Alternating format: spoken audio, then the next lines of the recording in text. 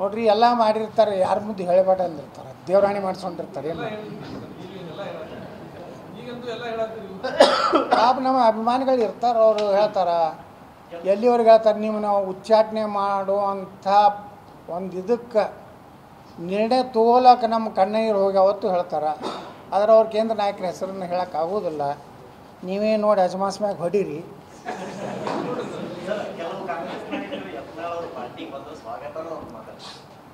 ನನ್ನ ಹೆಣ ನನ್ನ ಚಪ್ಪಲ್ ಸಹಿತ ಕಾಂಗ್ರೆಸ್ ಕಡೆ ಹೋಗೋದಿಲ್ಲ.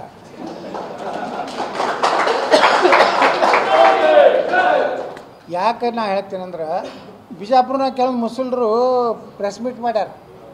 यत्नाल आए तो हम ऐसा है, हम कहाँ आ रहे चैनल के थड़ी में, हम नहीं आए रहे, हम बीजेपी में था, भविष्य में देखेंगे हिंदू के जो मन में है वो काम करेंगे थे ना. हिंदूಗಳು ಏನು ಹೇಳ್ತಾರೆ ಅದನ್ನ ಕೇಳ್ತೀರಿ.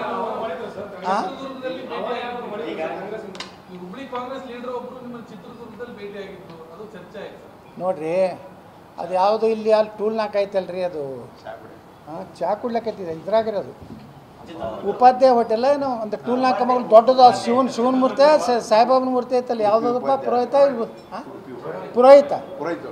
ಪುರೋಹಿತ ನಾನು ಏನಾಯ್ತಲ್ರಿ ಬೈ ರೋಡ್ ಹೋಗ್ತಿರ್ತೀನಿ ಬಿಜಾಪುರಕ್ಕೆ,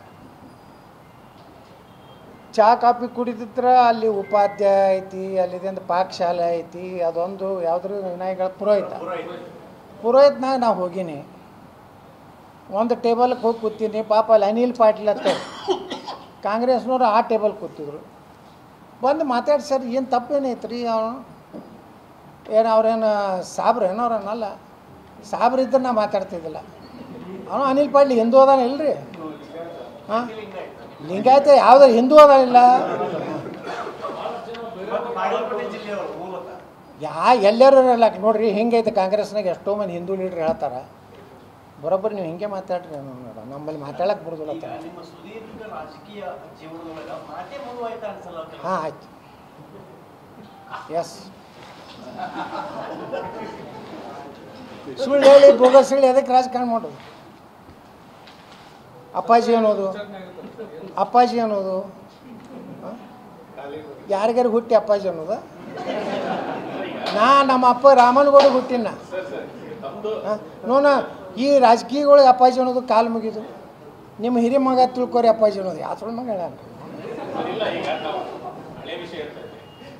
ಕೆಲವು ಸೋಷಿಯಲ್ ಮೀಡಿಯಾದಲ್ಲಿ ವೈರಲ್ ಮಾಡ್ತಾ ಇದ್ದಾರೆ, ಯಡಿಯೂರಪ್ಪ ಮುಖ್ಯಮಂತ್ರಿ ಇದ್ದಾಗ ನಾ ಮುಖ್ಯಮಂತ್ರಿ ಇದ್ದಂಗ ನಾನು ಕ್ಷೇತ್ರಕ್ಕೆ 500 ಕೋಟಿ ಕೊಟ್ಟರು, ಅವ್ನು ನಿರಾಣಿ ಹಂಗೆ ಮಾತಾಡ್ತಾನ, ಅವನ ಕೈಗಾರಿಕೆ ಮಂತ್ರಿ ಮಾಡಿದ್ರು, ಮಾತಾಡ್ಬೇಕಾದ್ರೆ ನಾಳೆಗೆ ಹಿಡಿತಾ ಇರ್ಬೇಕು. ನೀವು ಯಡಿಯೂರಪ್ಪ ಎಲ್ಲ ಸಪೋರ್ಟ್ ಮಾಡ್ತಾ ಇದ್ರಿ, ಯಾಕೆ ಮಾಡ್ತಿದ್ದೀವಿ?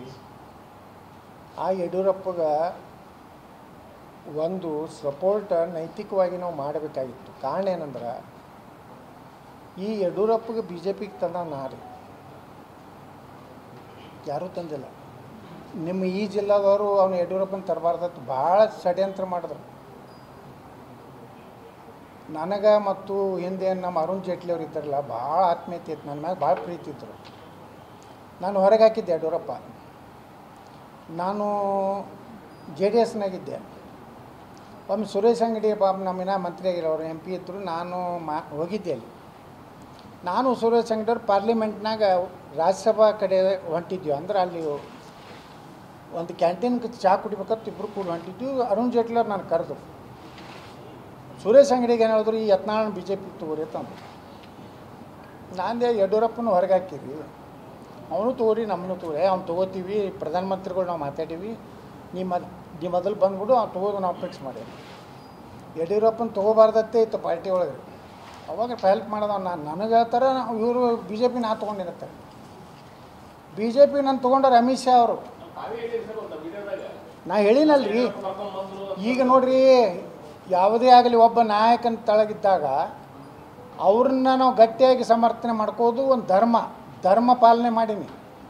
ಅಲ್ಲಿ ಧರ್ಮರಾಜ ಅಶ್ವತ್ಥಾಮ ಹತಃ ಅಂತ ಹೇಳತ್ತಾರ. ಏನಾ ಹೇಳೋದಿಲ್ಲ, ನಾ ಧರ್ಮರಾಜ ಇದನ್ನು ತಂದ್ರೆ ಹಂಗೆ ಧರ್ಮ ಯುದ್ಧ ಐತಿ, ಮೊದಲು ಹೊಡಿ, ಅಲ್ಲಿ ಮುಂದೆ ನೋಡೋಣ. ಅವಾಗ ಧರ್ಮರಾಜ ಅಶ್ವತ್ಥಾಮ ಹತಾತಾರ. ಅವಾಗ ದ್ರೋಣಾಚಾರ್ಯ ತನ್ನ ಮಗನ ಹೊಡೆದ್ರಪ್ಪ ಅಂತೇಳಿ ಬಿಲ್ಲ ಬಾಣ ಬಿಡ್ತಾನ.